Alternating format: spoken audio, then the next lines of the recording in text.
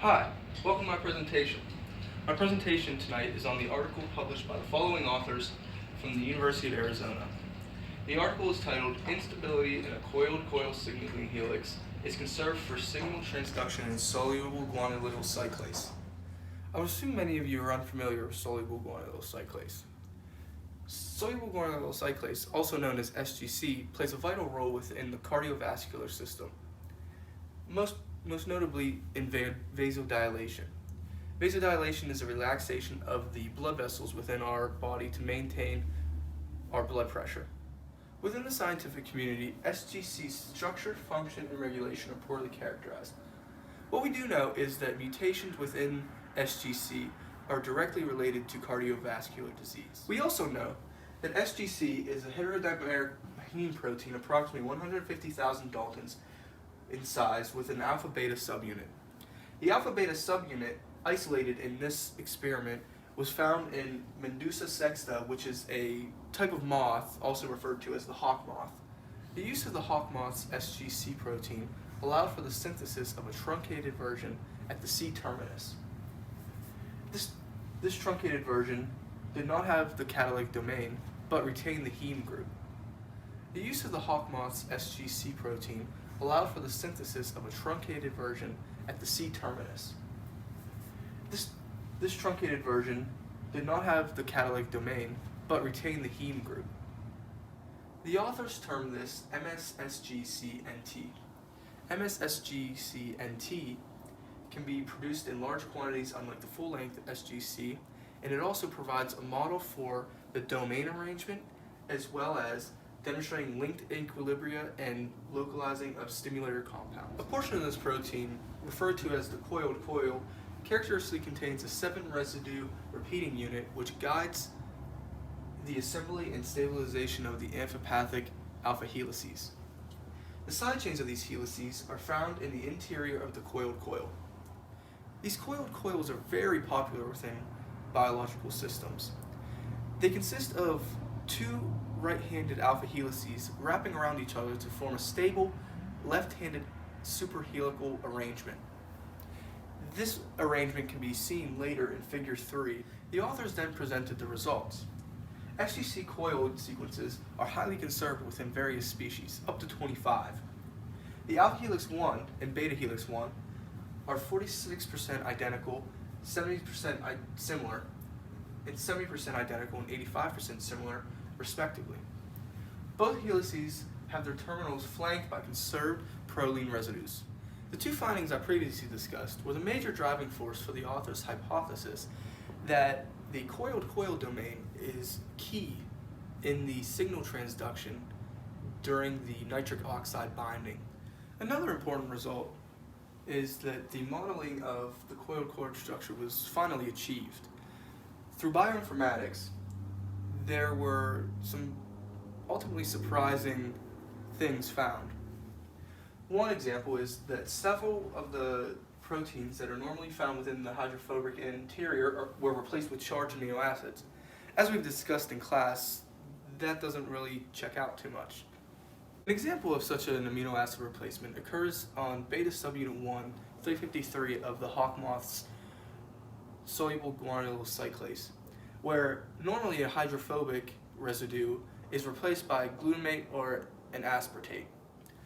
A majority of these coiled structures are stabilized by interactions that we discuss in class every day, such as the hydrophobic packing, salt bridges, and electrostatic interaction.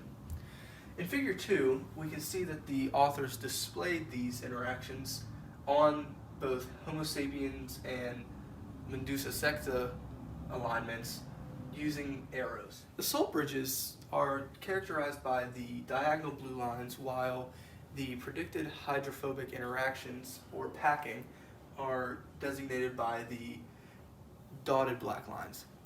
As for the red lines, these pertain to the destabilizing residues that were previously discussed, where the charged groups are within the hydrophobic core that cause a destabilizing effect on the helices. In the upcoming Figure 3, we can see stick representation of the interactions occurring, such as a glutamate on the beta subunit reacting with an arginine on the alpha subunit. In addition to the salt bridge, you can see a disulfide bridge formation here where there had previously been two leucines that were mutated to cysteines, which, as we know, cysteine contains sulfides that can react with one another to form that disulfide bridge that is very stable. In addition to the previous results discussed, the binding of carbon monoxide to the constructs with stabilizing coiled-coil mutations was studied. The findings are pretty interesting, to say the least. A double mutation and a single mutation were introduced, with the double mutation yielding results that reduced carbon monoxide affinity, while the single mutation reduced nothing. It showed no results. The double mutation was introduced to the MSSGC and T with an alpha-1 binding domain. The binding ability was shown to be 5-fold weaker in and on itself. As we know, and as previously stated, the SGC contains a heme group, and as we know, heme binds very strongly with carbon monoxide, which, as we know, is detrimental to humans with carbon monoxide poisoning, and which makes the carbon monoxide compounds so deadly for humans is the ability to bind to heme groups so strongly. With this information, Table 1 was constructed to display the carbon monoxide dissociation constants for the various MSSGC constructs. In addition to looking at the carbon monoxide binding affinity, the disulfide linked coiled coils were also examined.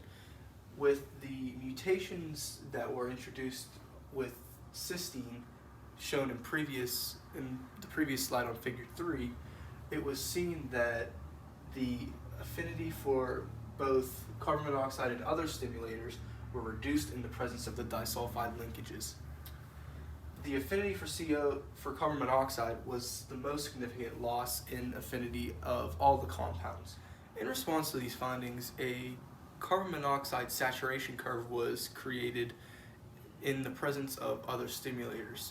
This can be found in figure 4 here. This is the saturation curve for the various stimulators found with carbon monoxide. A final interesting finding that these authors reported was the effect of temperature and the binding of carbon monoxide on the stability in the coiled-coil structure.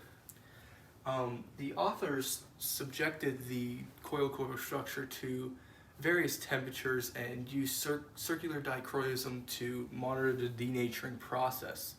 The authors reported finding an apparent melting temperature with a control group of SGC, while introducing things such as double mutations and carbon monoxide bound to the coiled coil, and this yielded some very interesting results. The results include the carbon monoxide bound coiled coil having a lower temperature of melting, while the stabilized double mutations increased the melting temperature for the coiled coil, otherwise making the structure overall stronger. The conclusion of this paper discusses the various takeaways following the experiments. One of the key takeaways is that the means by which nitric oxide, carbon monoxide, and other compounds stimulate the soluble guanylyl cyclase catalytic activity is still largely unknown. It was also noted that the activation depends on the binding of compounds to the beta-1 HNOX domain, which in turn requires optimal alignment of the C-terminal catalytic domains for further forming of the active site. Similar to metaproteins, the truncated proteins undergoes a conformational change when carbon monoxide binds. This revealed that the coiled coils regulate heme's affinity for such molecules as carbon monoxide. In conclusion, the data suggests that the coiled-coil domain acts as a signaling helix that transmits signals from the heme domain down to the cyclase domain. The authors provided a very detailed list of methods that include the generation of expression plasmids that it coded for the MSSCGC